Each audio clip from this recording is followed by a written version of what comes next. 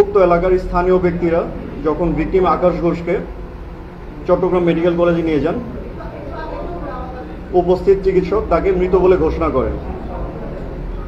আমাদের র্যাব 7 চট্টগ্রাম উক্ত হত্যাকাণ্ডের রহস্য উদ্ঘাটন ও জড়িতদের আইনের আওতায় নিয়ে আসতে সর্বাত্মক গোয়েন্দা নজরদারি বৃদ্ধি করে। এরই ফলশ্রুতিতে হত্যাকাণ্ডের মূল অভিযুক্ত মোহাম্মদ সানিকে চট্টগ্রাম জেলার চন্দনাইশ থানাধীন রওশনহাট এলাকা হতে এবং তার ভাই মোহাম্মদ ইউসুফকে চট্টগ্রাম মহানগরীর কোতোয়ালি থানাধীন রিয়াজউদ্দিন বাজার এলাকার চৈতন্য গলি হতে।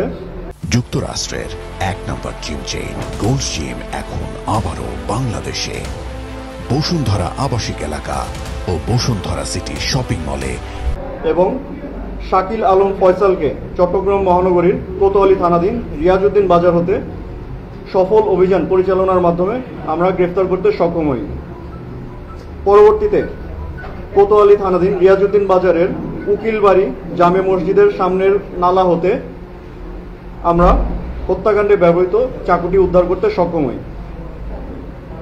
প্রাথমিক জিজ্ঞাসাবাদে জানা যায় যে ভিকটিম আকাশ ঘোষ চট্টগ্রাম মহানগরীর গোয়ালপাড়া পুকুরপাড় এলাকার বাসিন্দা এবং পেশায় একজন মোবাইল মেকানিক।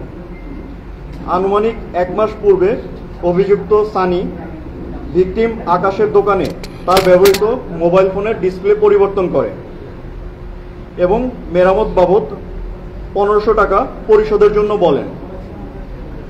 অভিযুক্ত সানি কিছু টাকা পরিশোধ করলেও বাকি টাকা পরবর্তীতে পরিশোধ করবে বলে জানান।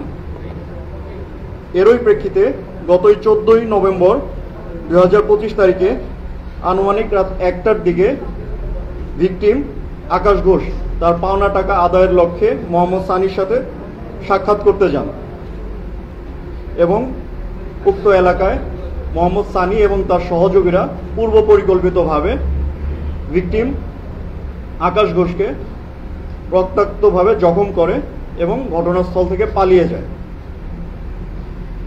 উদ্ধারকৃত আলামত এবং গ্রেফতারকৃত আসামিদেরকে আমরা পরবর্তীতে সুষ্ঠু তদন্ত ও বিচার কার্যের স্বার্থে কোতোয়ালি থানায় হস্তান্তর করব।